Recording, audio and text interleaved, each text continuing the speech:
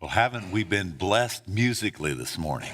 Good congregational singing, wonderful, wonderful offertory. I don't know why we didn't start. Well, we didn't have projectors, so we couldn't put up words, I guess. But it's just really special when people play well and we get the message of the song as well. And then, of course, I really appreciated Carrie's song there this morning. It is so good to have you here today. It's so good to have my dad's sister, Marjorie Poe, here today, and her daughters, Bev and Rhonda. And Rhonda's, I'm going to call him new husband because I don't think I've ever met him before except on Facebook. And but it's a real joy to have them here. Indiana has a real big special place in Stetler family because my grandparents lived here, found Jesus here, and a whole bunch of the family has lived in this area for a long time. I have always had the deepest respect for Marjorie Poe. Life didn't treat her kind sometimes, and there were some horrible circumstances. But across the years, she'd never gotten bitter, and she stayed blessed. And God's helped her, and there have been some wonderful people that have stepped up and supported her. That church there in Frankfurt across the years has been so kind. And it's because of people like that I'm a Christian, because I saw people who knew God and loved God and served Him and made me want to do that. And so I thank the Lord today for the fact that He ever got to my heart.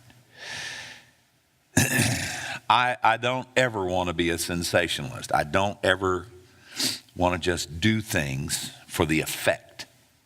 Do you understand what I mean? I've never liked that. I don't like it when I see it in other people. I like people to be real. I want to be real. So I'm not interested in sensationalism. I'm not interested in spectacular things. But having said that, I need to tell you this morning that whether you realize it or not,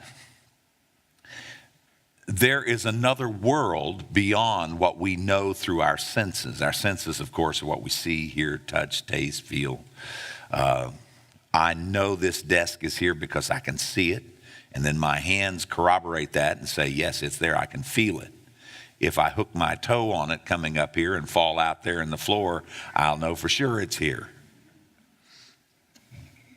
But there is a world that you can't experience that way, because you are body, mind, and soul. You have a spirit within you. And that spiritual world is as much a part of you as your physical world. As a matter of fact, the spiritual side of your world is more long-term, more permanent by far than the physical part of you. I went to the funeral of Marshall Smart a few days ago, and I would have driven a long ways to see Marshall Smart preach and to hear him preach, but he was exciting to see as well as hear. But I sat there in a relatively small crowd of people, partly because it was in Hobe Sound Bible Church and a long ways away from where he preached many of his revival meetings. But you know, the clock of time moves on, and many of us will slip off the scene and be forgotten except by those who love us the most and knew us best. Life marches on. But our spirits will live on forever, for eternity. That's what makes you different than a dog. That's why we don't have dog funerals. At least most sane people don't have dog funerals. I suppose there are a few. We're spiritual beings. And this spiritual world is the scene of enormous conflict. Sometimes you can feel it. Have you ever felt it? You knew that you were being bombarded with temptation and enticement to do things that were not right, and you knew they weren't right. On the other hand, there undoubtedly have been times in your life when you knew God was right there. You could feel his presence, just like the breath of heaven on your soul. You knew it. You knew when you walked away and it was different. There have been some times when I've said, Lord, where are you? I thought as our brother was talking about the Lord waking him up, there's a similar thing happened to me when I first began pastoring. I felt the Lord challenge me to get out of bed and get my clothes on and go next door to the church and have my devotions. And it was a challenge. I used to say when I was younger, I was a recreational sleeper. That is, I could sleep anywhere, anytime, on short notice. I could sleep in church, I could sleep in class, I could sleep anytime except when I was playing basketball. I couldn't sleep then, or Dean would kill me. So I got up and went to church. And there were times when I would go over there and maybe it was cold and I had a big old parka, one of those big old parkas, and I'd pull the hood up and go over there and get in the church, and the temperature was set about 50 and so we wouldn't be using a lot of electricity and fuel and so forth. And I'd wander back and forth in that church walking to stay awake. But there were times when I walked in that church and I felt God's presence the instant I walked through that door. I've literally stopped inside that door and looked up and said, Lord, you're here already, aren't you? You called me to come here and now you're here. There are times when you can sense this spiritual battle for people you love. I remember one night as a young man running from God and working second shift. I'd gotten off work, gone places I should never have gone, did things I should never have done. Got to the house and turned off the lights on my car and rolled down the driveway into the place I parked behind the house. And I got around to the door, took off my shoes and went up the stairs quietly. And as I started to turn into my room, I heard a voice out of the hall behind me say, Dan, I don't know where you've been or what you've been doing, but I know that over an hour ago, the Lord woke me up and I've been praying for you. I didn't say a word. She didn't say anything else. I walked in that room to crawl in bed, stare into the dark,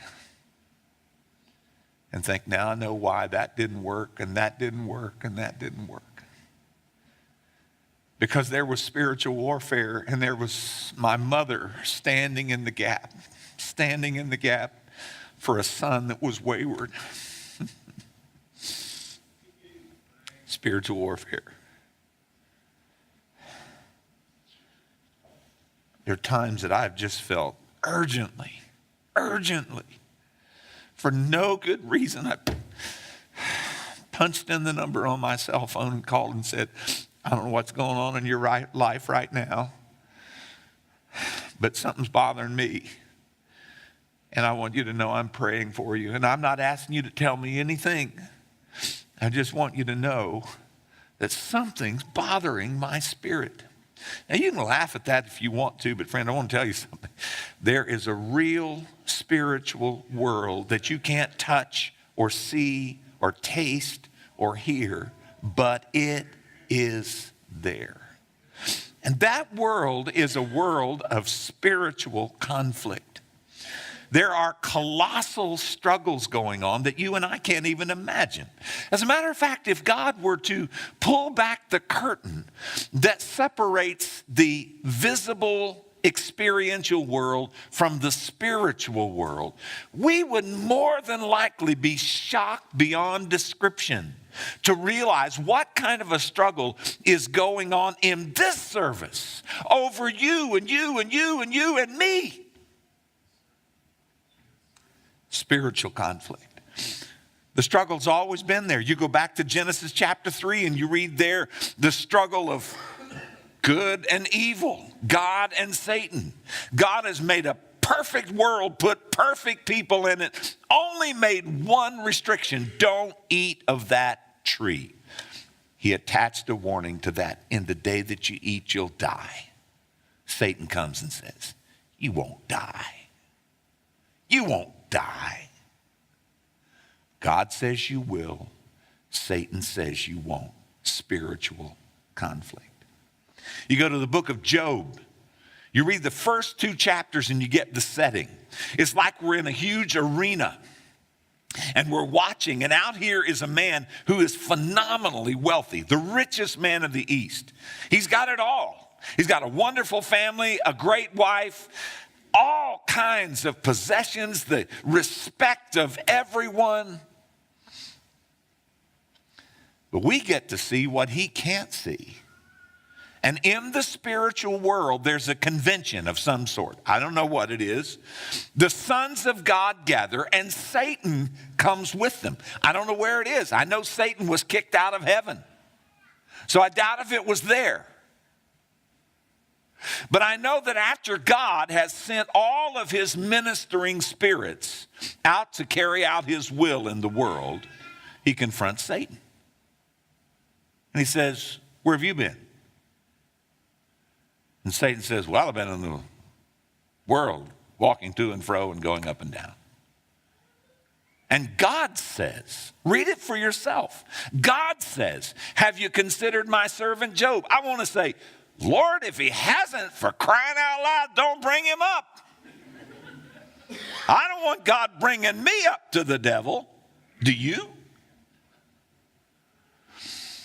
The devil instantly is on the defensive. And he says, why should I bother with him? You've got a hedge around him and everything he has. And you know what? God doesn't deny it. But to our horror, God says, okay, I'll move it in. You can touch everything he has, but you can't touch him. And the wheels come off in Job's life. Raiders began to bombard his flocks and herds. Weather rips loose and kills all of his children in one colossal tragedy.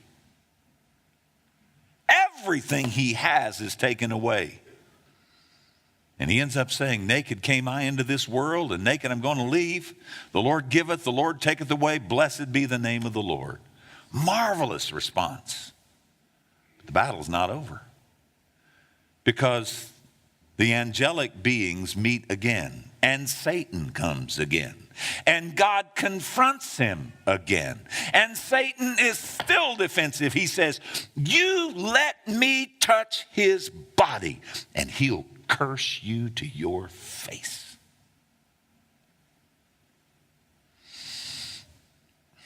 And to our horror, God, who runs the hedge, whether it's out here or in here, says, okay, you can touch his body, but you can't take his life. A couple things you need to know right there. God runs the hedge. Nothing gets past him.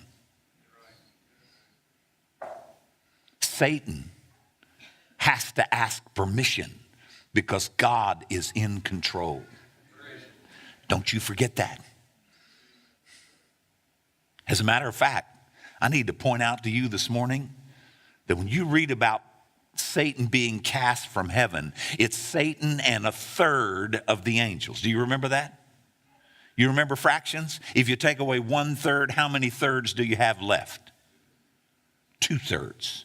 Don't you forget, God is running this world. God is in control. And there are 2-to-1 angels over demons. Sometimes I hear people almost glamorize and glorify the devil. I've got good news for you today. God is running this world. You can touch him. And to our horror, we watch from the grandstands in this arena as Job breaks out from head to foot with boils, an awful physical attack. There are some times when people suffer physically, specifically because of Satan's antagonism. But there's not just physical suffering. Job's wife comes and looks at him. Now, he looks despicable. I mean, he's got these boils all over from head to foot. He is in misery city. He goes out to the ash heap. We now know that there is a concentration of chemicals and elements in ashes. And they knew that then. He's smearing those ashes on these boils, these open running sores. And he looks atrocious. He's disgusting.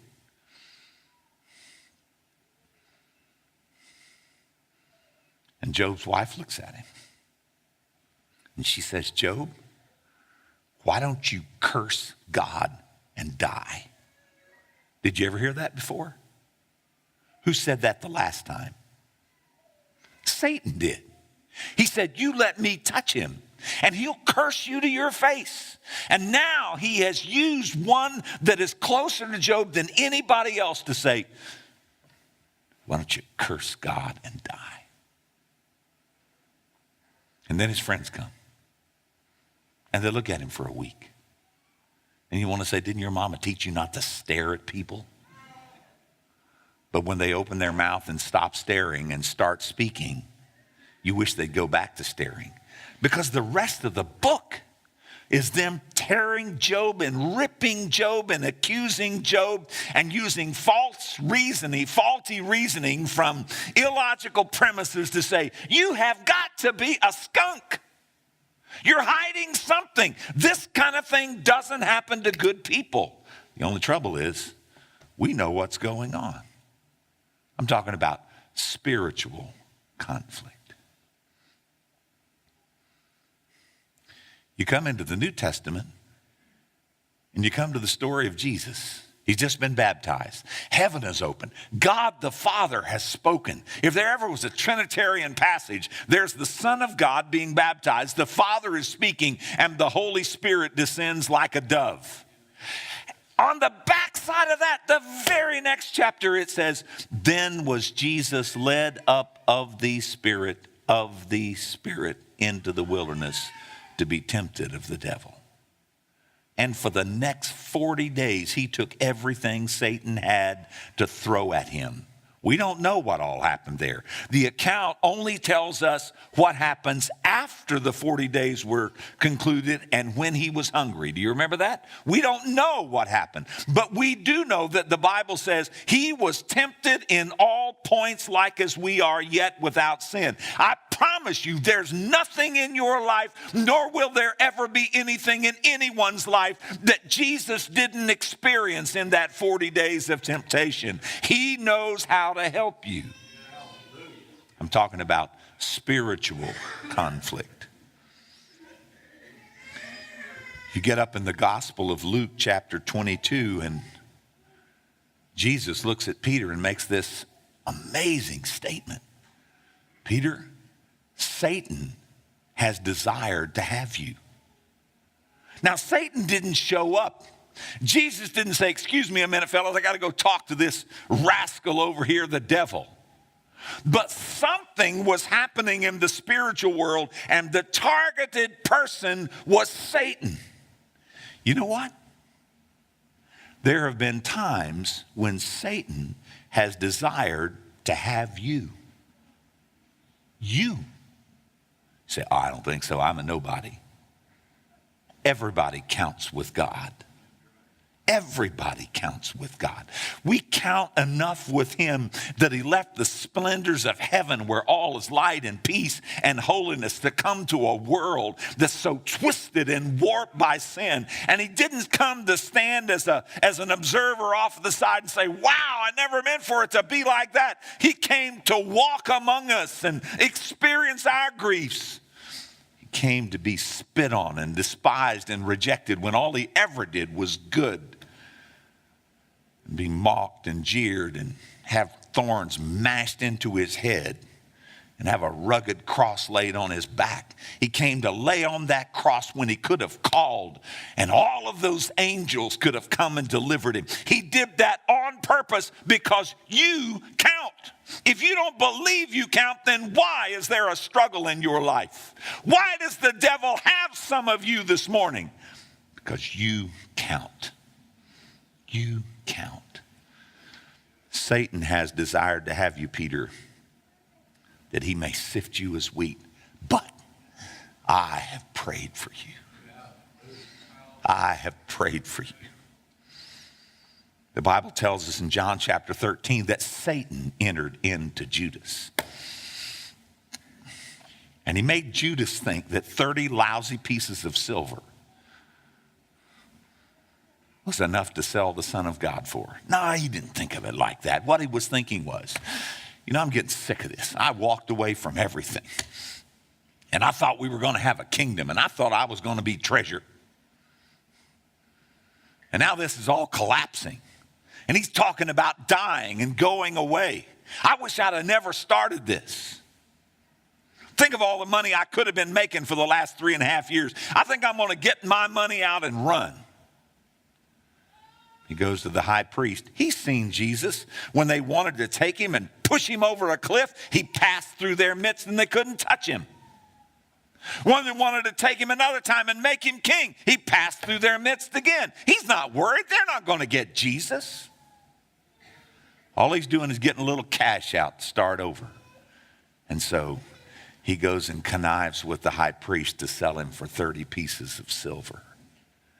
And the Bible says, when Judas saw that Jesus was taken, then he said, oh my God, I've sold the Son of God. Judas believed, but it didn't do him any good at that point. He went back and threw the money down, hanged himself. Satan entered into the heart of Judas. Ananias and Sapphira. Peter said, Satan hath filled thine heart. We could go on and on. There's spiritual conflict. Listen to some of these verses. These are the two ways Satan works. In 1 Peter 5:8, it says, be sober, be vigilant, because your adversary, the devil, as a roaring lion, walks about seeking whom he may devour. There's sometimes when Satan comes attacking in your life saying, you're not worth anything. You'll never make it. Look how many times you've promised God. Look how you've blown it. Look how many times you've failed. You are never going to make it. If you follow God, it'll be misery city the rest of your life. Does God keep any Christians in concentration camps so they can't get out and enjoy the world? Or does he simply change their perspective until they see, like Moses saw, the temporary nature of the things of this world, and they choose on purpose? I could walk away today if I wanted to. But I want to tell you, the best thing I ever did was give my heart to the Lord. I do what I do on purpose. I live like I live because it pays to serve Jesus. The joy and the peace and the satisfaction, being able to put your head on the pillow at night with a clear conscience. There is nothing worth trading that for. But that's not the only way Satan comes. 2 Corinthians chapter 11, verse 14 says, he is transformed into an angel of light. Oh, come on. Don't get carried away. I mean, it's all right to be a Christian, but don't get wild about it. After all, if you get too radical, you'll never win anybody. Come on, lighten up. Have some fun. Oh, that can't be what that means. Look, they're good people. They do that. Sometimes he comes as a roaring lion. Sometimes he comes as an angel of light. But his objective is always the same, to keep you out of heaven. Jesus put this in stark contrast when he was talking about John the Baptist in Matthew 11:12. He said, the kingdom of heaven suffereth violence. In other words, there are attacks on the kingdom of heaven. And then he said, the violent take it by force.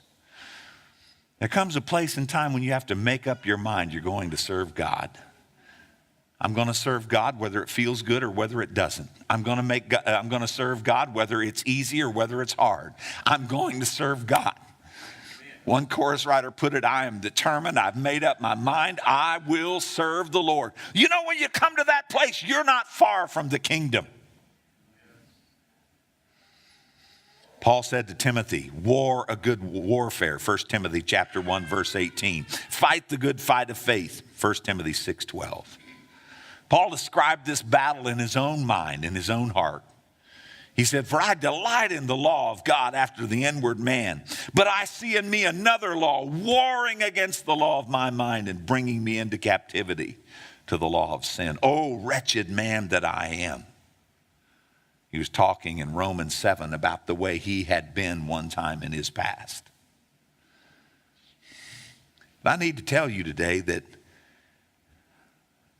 the fact that you're the object of this conflict doesn't mean the devil cares anything about you. Not anything about you. I read a gruesome, gory, disgusting story recently. And as I read that story, the Lord turned the light on in my mind and said, that's the way it works. This couple got married. They hadn't been married too long until the new wore off, and they fell out of love, if they ever had been in love. And the conflict grew and grew and grew until they hated each other. She left him. He threatened her. She went to court and got a restraining order against him. And they got to the place where they not only separated, they not only hated each other, but he just wanted to do something to hurt that woman who he felt like had ruined his life. He slipped around one day to an alley in back of her house, and he saw her little dog that she loved so much. He hated this stupid dog, always yapping and carrying on. And suddenly, in his twisted, perverted mind, a light came on. And he took that little dog, and he cut its legs off, and he cut its ears off, and he cut its tongue out, and cut its tail off.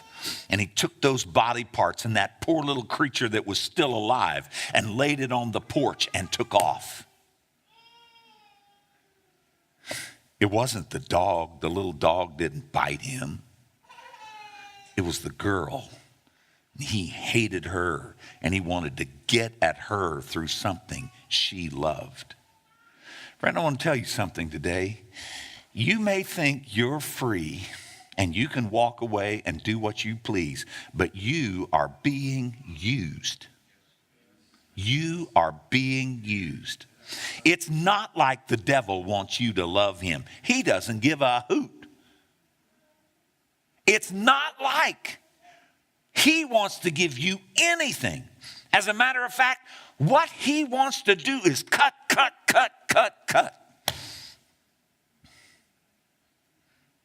This morning I was on the internet for a little bit looking at some news, and I saw some comparative pictures. Maybe you saw it, of a person in January of 2010 and a person in November of 2010 after they'd been taking heroin. Did you see those pictures? They were just doubles. Here they are, here they are, here they were, here they are, here they were, here they are. And I thought to myself, as I was thinking about this, it's not always heroin. Sometimes it's a ripped up home. Sometimes it's hurting children because mom and dad couldn't get along and they walked away. And the devil stands back and laughs as he sees the hurt just ripple on and on through successive generations. He watches you commit sin, do what you know is wrong. Your conscience just kills you. But he keeps you at it until your conscience doesn't holler anymore and you can do whatever you want. And you look at those stupid church people, a bunch of idiots, want me to come to revival. And he laughs at you. It's not that he cares about you, but he knows God loves you. And you are his way of getting at God. He already tried to resist God in heaven. He said, I'm going to set my throne in the north above God. And God said, no, you aren't. And he threw him out of heaven. In fact, he had to make a place for him. Did you know there was no hell in the original creation? Hell is a place made for the devil and his angels.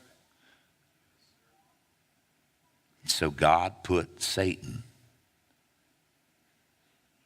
in a place, and the angels that fell in a place that he never wanted you to go. But you can choose to go there if you want to. God made you so you have the power of choice. You can decide if you want to do your own thing and live for the moment. If it's really, really cool and important for you to have the pleasures of time, make a fool out of yourself when you're drunk, destroy your life and your health with meth or heroin or something else, get you a sexually transmitted disease by sleeping around with anybody and everybody, get drunk and smash up your car and lose your license and tear up your home and hurt those little children that came into your life. File bankruptcy because you do stupid things and lose all your money. Sin is costly.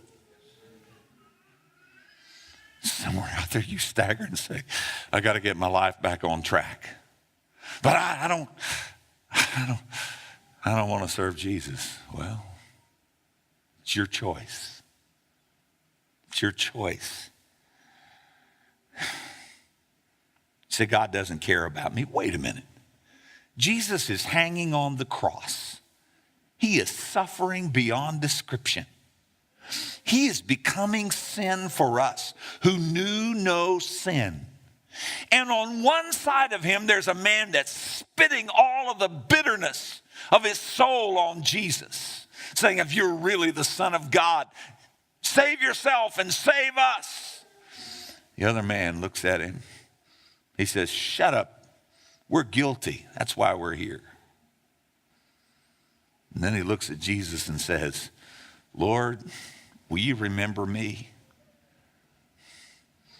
And I would expect Jesus to say, well, you're interested in getting right now, aren't you? A few hours away from death, the most agonizing hours of your life. Now you got religion, huh?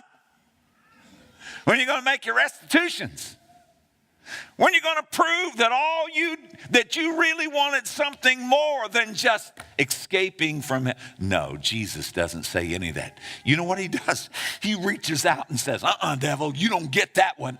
He's slipping over the edge into an eternal hell, but you don't get him. I'm taking him with me to paradise. And I want you to know today that a loving God rolls roadblocks in your path. A loving God makes things not work right. A loving God lets obstacles come across your path because there's conflict going on. How does this conflict play out? I can tell you. Starts off with enticement. Come on. Just once. You can walk away. Just once. Won't hurt. No problem. Nobody will know. Nobody's watching. It's okay. Entice, entice, entice. But enticement always leads to entanglement. I'm never doing that again. Never doing that again. But one more time. One more time. One more click on the computer. One more time to visit that site. And the devil gets his hook way up in you. I'd like to do what's right, but the devil's got me all tied up in debt, all tied up in messed up relationships. Look what I'd have to do to get right. You know what you need to do to get right? Just reach out to Jesus.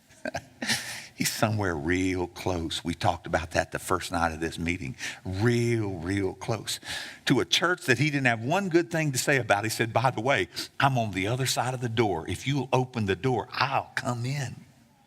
You know what? You may think you just up and decided to come to church today. I've got news for you. Nothing just happens in life.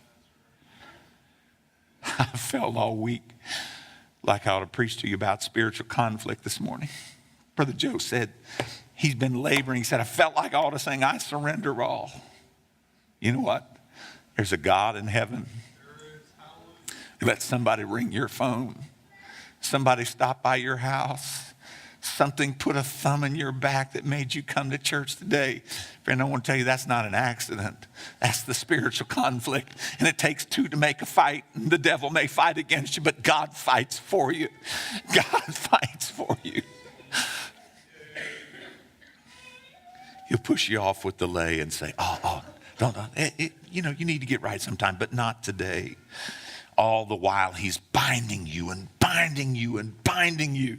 I used to use a little object lesson with kids. I'd take a little bit of thread, a spool of thread, and I'd tie it around a little boy, and I'd wrap it around him a few times and say, okay, break that. And he'd go, he'd grin because he broke the thread. But eventually I'd get to talking and I'd keep rapping. And I'd say, okay, now break that. Come on. And he'd go, I said, it's just thread. It's a little teeny thread. See here, it's just thread. Break it. He'd look at me and say, I can't break it. You know what? The devil's object is to get you so bound up and tangled up that you can't get loose. But I've got good news for you. I always carry a pocket knife. And I took my pocket knife, probably should have found something else, but I took my pocket knife and slipped my hand in behind that thread and cut the thread. And that boy was free to move again. You know, there came a day when the devil had tied me up, bound my soul, but Jesus Christ set me free. I want you to know this morning, there's no power of sin stronger than him. He can break every fetter. He can set you free. He said, I came to set at liberty those who are bound.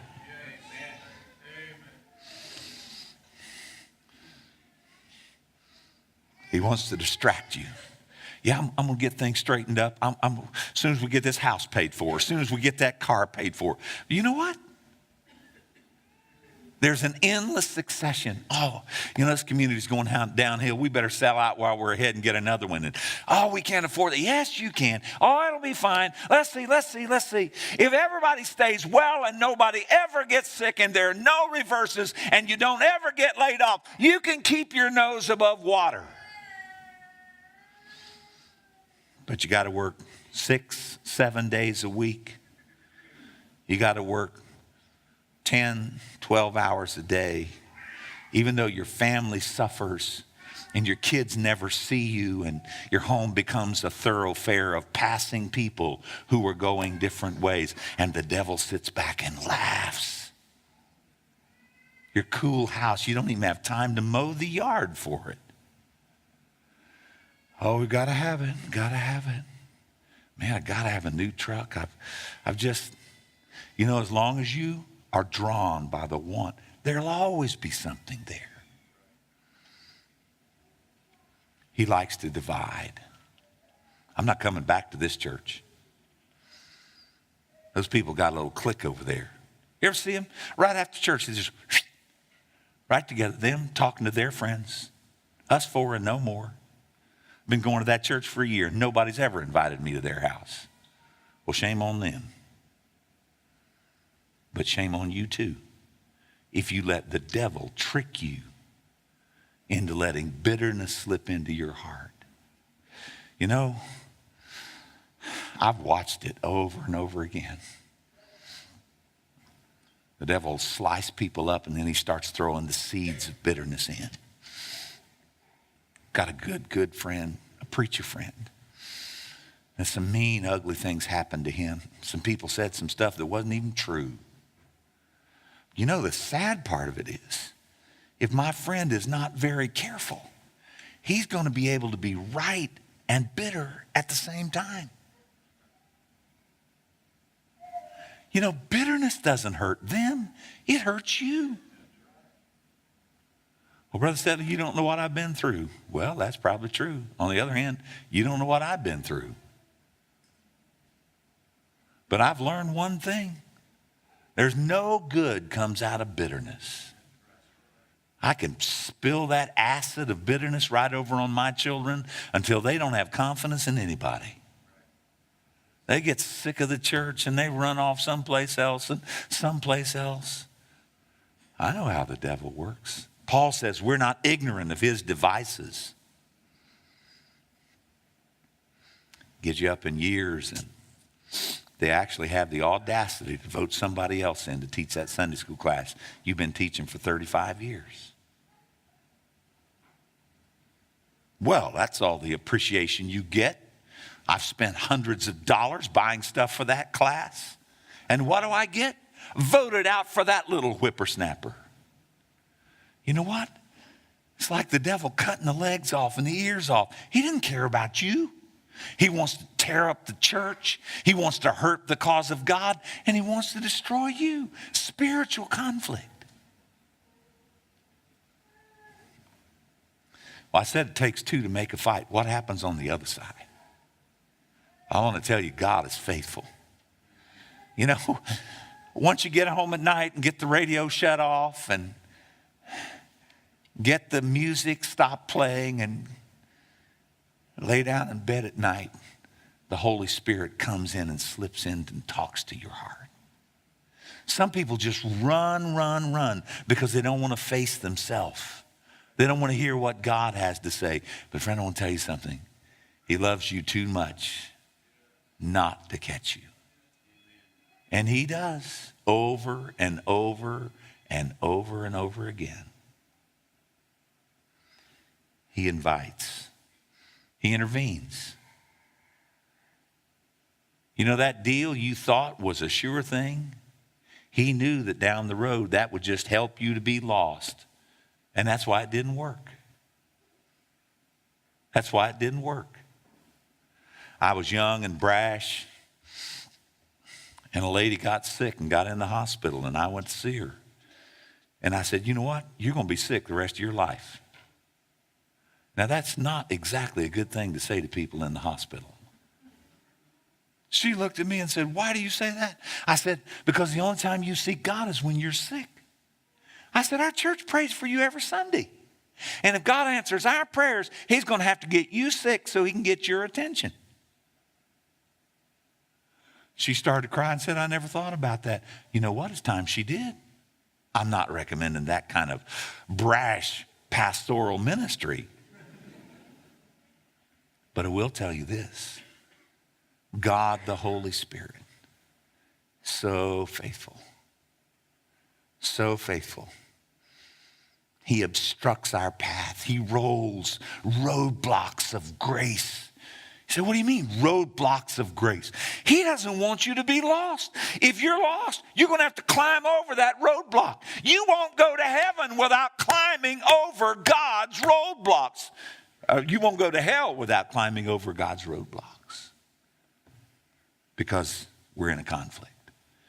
And he intercedes. Does me good to know this morning that there's not anybody here that Jesus isn't praying for. Yeah, I know, you failed. Big deal. As long as there's life, there's hope. He's praying for you this morning. Praying for you. If you will, he will. So how's this all going to come out?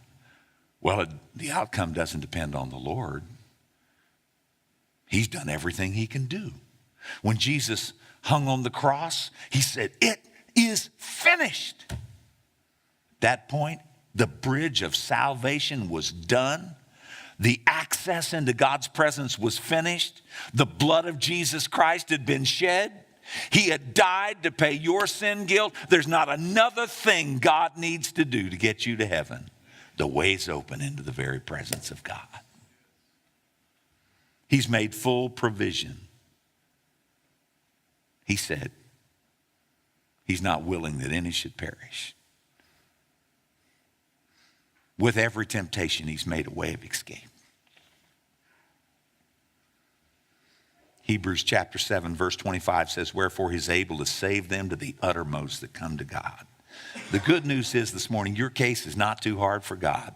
If he's talked to you this morning, if he's tugging on your heart's door this morning, he knows everything about you already, and he's come to ask you to give your heart to him. You're not going to surprise him. You're not going to say, Lord, I hate to tell you this, but look what I've done. He already knows it. He knew it before he ever invited you. He's got grace to go deeper than the stain of sin is gone. He's got power to cut the thread. The outcome of this fight doesn't depend on the devil. No, he was defeated at Calvary. That's what happened when Jesus said it's done.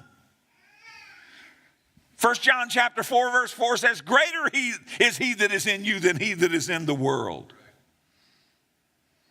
1 John chapter 3, verse 8 says, for this purpose was the Son of God made manifest, that he might destroy the works of the devil. Satan's going to do his best to defeat you. And then he's going to stand back and laugh at you. Stand back and laugh at you. He'll never snuggle with you. He'll never say, man, you're my good buddy. No, he laughs at you when your life is in shambles, and when your dreams are bashed, and when your health is broken, and when your heart is benighted. He laughs at you. He used you to get at a God he hates but can't win over.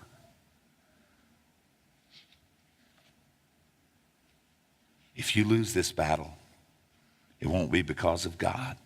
There's nothing else he needs to do. You know, when everything is said and done, you're the one who's going to decide. You're the one who's going to make the choice. You choose to align yourself with God, and if you do, he makes all grace abound to you. Or you choose to say, I can't do that. And in so saying, you may not say, I believe I'm going to line up with the devil. But what you do is say, I can't do that. And you find yourself lined up with the devil. When you stand and look into eternity, your destiny will not depend on God. He's done everything needed. Your destiny will not depend on Satan. If you'd have let God, he could have licked him. Your destiny will depend on you.